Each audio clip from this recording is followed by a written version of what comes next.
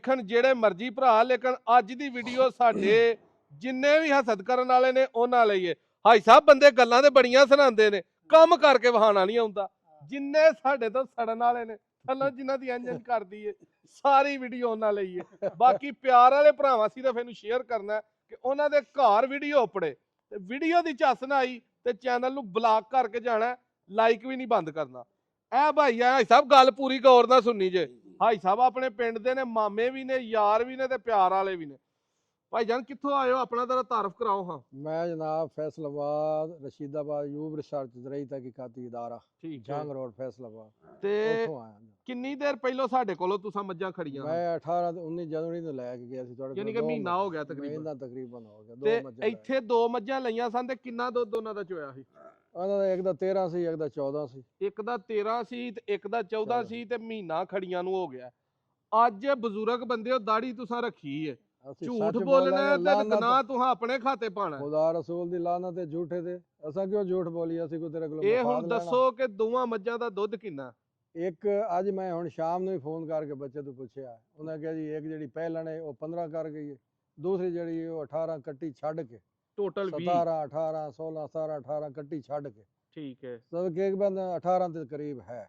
ਠੀਕ ਹੋ ਉਹ ਗਿਆ। ਥੋੜਾ ਖੁਰਾਕ ਦਾ ਫਰਕ ਪੈ ਜਾਂਦਾ। ਤੇ ਇਹ ਸਾਡੇ ਕੋਲੋਂ ਕਿਸ ਤਰ੍ਹਾਂ ਆਏ ਜਾਂ ਕਿਸ ਤਰ੍ਹਾਂ ਸਾਡਾ ਐਡਰੈਸ ਪਹਿਲੀ ਵਾਰੀ ਮਿਲਿਆ? ਇਹ ਨਾਲ ਤੁਹਾਡੀਆਂ ਵੀਡੀਓ ਵੇਖੀਆਂ ਤੇ ਅਸੀਂ ਜਿਨ੍ਹਾਂ ਨੇ ਵਿਖਾਈਆਂ ਉਹ ਕਿਹਾ ਯਾਰ ਇਹ ਤੇ ਬੰਦਾ ਹੀ ਬੜਾ ਕੋਈ ਮਜ਼ੇਦਾਰ ਤੇ ਜੀਦਾਰ ਹੈ, ਤੁਸੀਂ ਇੱਕ ਵਾਰ ਜਾਓ ਤੇ ਸਹੀ। ਅੱਛਾ। ਅਗਰ ਹਾਂ ਬਿਲਕੁਲ ਅਸੀਂ ਇਹ ਵਿਖਾਈਆਂ ਉੱਥੇ ਵਪਾਰੀ ਤੇ ਆਉਂਦਿਆਂ ਕੀ ਵਾਕਿਆ ਹੋਇਆ ਅੱਜ?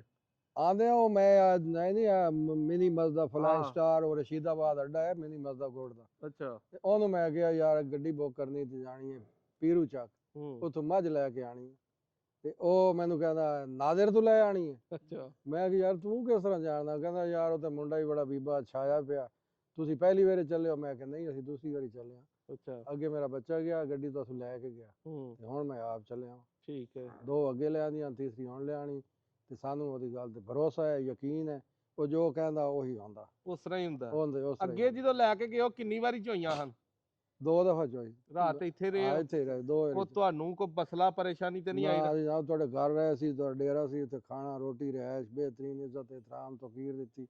ਫਿਰ ਸਾਡੀ ਕੱਟਾ ਇੱਕ ਬਿਮਾਰ ਹੋ ਗਿਆ ਮਾਈ ਦਾ। ਅੱਛਾ। ਤੁਸੀਂ ਕਿਹਾ ਜਨਾਬ ਤੁਸੀਂ ਉਸ ਟਾਈਮ ਨਹੀਂ ਸੀ, ਉੱਥੇ ਬਿਲਾਲ ਸੀ ਤੁਹਾਡਾ ਜੀ। ਉਹਨੇ ਕਿਹਾ ਭਾਈ ਜੀ ਇਹ ਜਿਹੜੀ ਤੁਸੀਂ ਲਈ ਹੈ ਮੱਝ, ਇਹ ਕੱਟਾ ਬਿਮਾਰ ਹੋ ਗਿਆ, ਬੇਸ਼ੱਕ ਤੁਹਾਡਾ ਸੌਦਾ ਹੋ ਗਿਆ ਜੋ ਹੋਇਆ ਇਹ ਵਾਪਸ ਬੰਨ ਦਿਓ, ਆਪਣੇ ਪੈਸੇ ਲੈ ਲਓ, ਦੂਸਰੀ ਮੱਝ ਲੈ ਜਾਓ। ਠੀਕ ਹੈ। ਮੈਂ ਕਿਹਾ ਨਹੀਂ ਯਾਰ ਕੱਟਾ ਸਾਡੇ ਕੋਲ ਹੀ ਤੇ ਬਿਮਾਰ ਹੋ ਕੇ ਮਰ ਸਕਦਾ। ਬਾਹਰ ਲੋ ਅਸੀਂ ਲੈ ਗਏ, ਸਰਦੀ ਬਹੁਤ ਸੀ। ਉੱਥੇ ਜਾ ਜਦੋਂ ਪਹੁੰਚੇ ਫੈਸਲਾਬਾਦ ਉਹ 4-5 ਘੰਟੇ ਬਾਅਦ ਮਰ ਗਿਆ।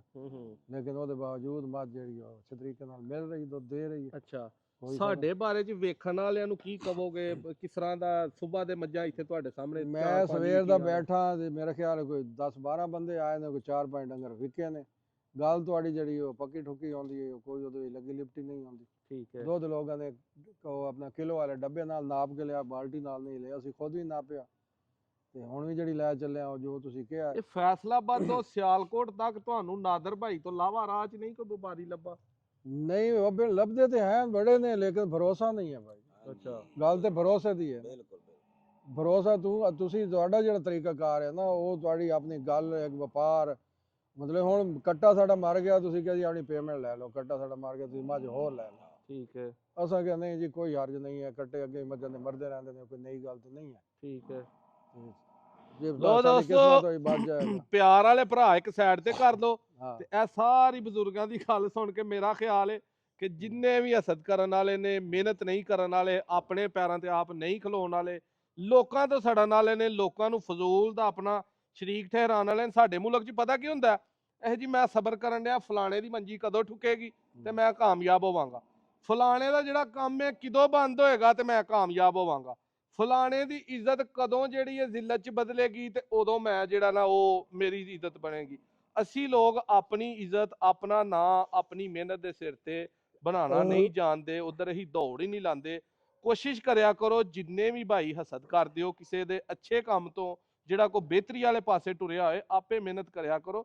ਮਿਹਨਤ ਕਰ, ਹਸਦ ਨਾ ਕਰ। ਮਿਹਨਤ ਕਰ, ਹਸਦ ਨਾ ਕਰ। ਮਿਹਨਤ ਕਰਕੇ ਤੇ ਵੇਖੋ, ਮਿਹਨਤ ਦਾ ਮਜ਼ਾ ਹੀ ਹੋਰ। ਇੰਜ ਦੇ ਭਰਾ ਸੱਚ ਬੋਲੋ ਜਿਹੜੇ ਅੱਜ ਤੋਂ ਮੇਰਾ ਹਾਲੇ 5-6 ਮਹੀਨੇ ਪਹਿਲਾਂ ਜਦੋਂ ਮੱਝਾਂ ਸ਼ੁਰੂ ਕੀਤੀਆਂ ਬੰਦਿਆਂ ਨੂੰ ਦੇਣੀਆਂ ਤੇ ਆਂਦੇ ਹਨ ਯਾਰ ਜਾ ਕੇ ਦੁੱਧ ਘਟ ਜਾਣਾ, ਮਹੀਨੇ ਬਾਅਦ ਪਤਾ ਲੱਗੇਗਾ, ਇਹ 20 ਦਿਨਾਂ ਬਾਅਦ ਪਤਾ ਲੱਗੇਗਾ ਬੰਦੇ 1.5 ਮਹੀਨੇ ਵਾਲੇ ਜੇ ਮਹੀਨੇ ਵਾਲੇ ਜੇ 13 ਕਿਲੋ ਵਾਲੀਆਂ ਜਾ ਕੇ 20 ਕਿਲੋ ਤੇ ਪਹੁੰਚੀਆਂ ਅੱਜ ਇਹਨਾਂ ਦਾ ਹੁਣ ਦਵੋ ਜਵਾਬ ਆ ਕੇ ਇਹਨਾਂ ਲਾਲਿਆਂ ਦਾ ਕਿ ਕੀ ਕਰਨਾ ਜੇ ਇਹਨਾਂ ਨੂੰ ਵੀ ਕੋ ਪੜਾਓ ਪੱਟੀ। ਸਾਨੂੰ ਅੱਲਾ ਰਹਿਮ ਕਰੇ ਤੇਰੇ ਨਾਲ ਝੂਠ ਬੋਲਣ ਦੀ ਜਾਂ ਲੋਕਾਂ ਨੂੰ ਤੇਰੇ ਕੋਲ ਕੋਈ ਮਫਾਦ ਨਹੀਂ ਹੈ, ਕੋਈ ਲਾਲਚ ਨਹੀਂ ਹੈ, ਇੱਦਾਂ ਸਫ਼ਰ ਕਰਕੇ ਆਇਆ ਵਾਂ, ਕੋਈ ਚੀਜ਼ ਹੈ ਤੇ ਆਇਆ ਵਾਂ, ਫਿਰ ਮੱਝਾਂ ਦਾ ਫੈਸਲਾ ਬਾਅਦ ਵਿੱਚ ਬੇਤਾਸ਼ਾ ਕਰੀਆਂ, ਲੇਕਿਨ ਭਰੋਸਾ ਨਹੀਂ ਹੈ।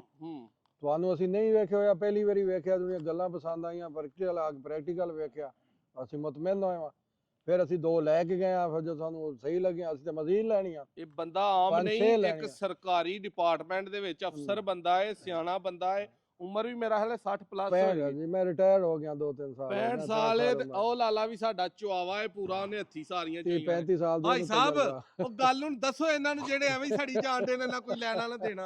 ਨਹੀਂ ਨਹੀਂ ਅੱਲਾ ਰਹਿਮ ਕਰੇ, ਸੜਨਾ ਕਿਉਂ ਕਿਸੇ ਕਾਰੋਬਾਰ ਹੈ ਤੇਰਾ, ਵੇਖੋ ਜੀ ਤੂੰ ਸੁਥਰਾ ਕਰਨਾ ਪਿਆ, ਸੁਥਰਾ ਕਰ ਰਿਹਾ, ਅਲਹਮਦੁਲਿਲਾ ਸੁਥਰਾ ਕਰਨਾ ਪਿਆ ਤੇ ਦਿਨ ਦੂਨੀ ਰਾਤ ਚੁਗਨੀ ਤੇਰੀ ਤਰੱਕੀ ਹੋ ਰਹੀ ਹੈ। ਅੱਛਾ, ਹਾਲਾਂਕਿ ਇਸ ਉਮਰ ਦੇ ਵਿੱਚ ਤੇ ਲੋਕ ਕਰਦੇ ਹੀ ਕੱਖ ਨਹੀਂ, ਲੇਕਿਨ ਅੱਲਾਹ ਤਾਲਾ ਨੇ ਤੈਨੂੰ ਸ਼ਊਰ ਅਕਲ ਦਿੱਤਾ ਤੇ ਤੂੰ ਇਸ ਮੁਕਾਮ ਤੇ ਪਹੁੰਚ ਗਿਆ ਕਿ ਇਸ ਲਈ ਜੀ ਮਾਸ਼ਾਅੱਲਾ ਚਲੋ ਮਿਹਨਤ ਕਰ ਰਿਹਾ, ਦਿਨ ਰਾਤ ਨਹੀਂ ਤੂੰ ਵਹਿੰਦਾ ਪਿਆ ਤੇ ਅੱਲਾਹ ਤਾਲਾ ਤੈਨੂੰ ਉਹਦਾ ਫਲ ਦੇ ਰਿਹਾ, ਤੇ ਜਿਨ੍ਹਾਂ ਨਾਲ ਤੂੰ ਅੱਗੋਂ ਮਾਲ ਦੇ ਰਿਹਾ ਉਹ ਵੀ ਖੁਸ਼ ਨੇ, ਜਿਨ੍ਹਾਂ ਕੋਲ ਲਿਆ ਰਿਹਾ ਉਹ ਵੀ ਖੁਸ਼ ਨੇ।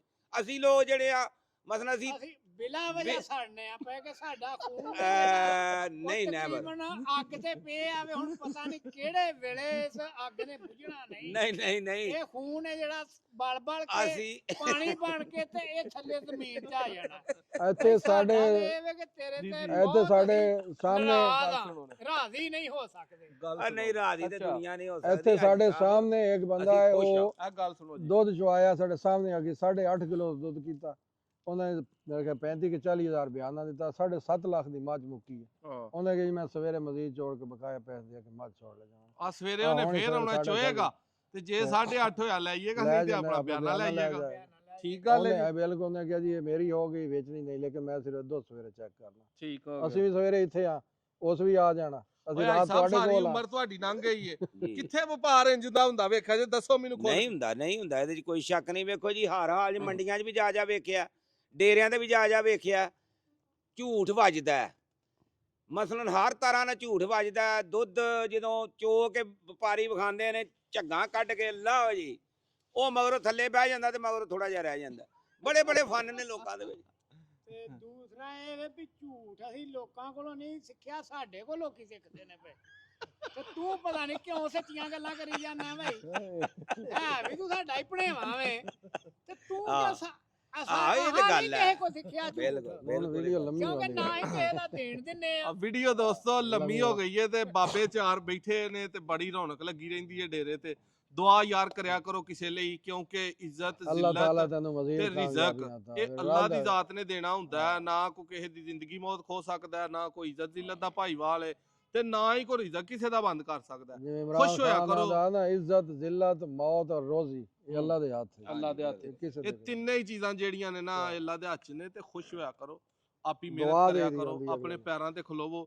ਮੇਰੇ ਮੁਤਲਕਾ ਕਿਸੇ ਨੂੰ ਕੋਈ ਵੀ ਕੰਮ ਹੋਏ, ਕੋਈ ਸਿੱਖਣ ਲਈ, WhatsApp ਨੰਬਰ ਮੌਜੂਦ ਹੈ, ਉਹਦੇ ਤੇ ਰਾਬਤਾ ਕਰ ਸਕਦੇ ਹੋ। ਇਨਸ਼ਾਅੱਲਾ ਹਰ ਤਰ੍ਹਾਂ ਦਾ ਜੋ ਅਸੀਂ ਸਿੱਖਿਆ ਉਹ ਮਸ਼ਵਰਾ ਦਾਂਗੇ। ਸਾਡਾ ਕੰਮ ਹੈ ਸਾਫ਼ ਸੁਥਰਾ, ਉਹਦਾ ਸਾਨੂੰ ਕਹਿਣ ਦੀ ਲੋੜ ਨਹੀਂ ਪੈਂਦੀ। ਅਸੀਂ ਬੜੇ ਸੱਚੇ ਆ, ਅਸੀਂ ਬੜੇ ਖਰੇ ਆ, ਇਹ ਸਾਡੀ ਮਿਸਾਲ ਸਾਹਮਣੇ ਬੈਠੀ ਹੁੰਦੀ।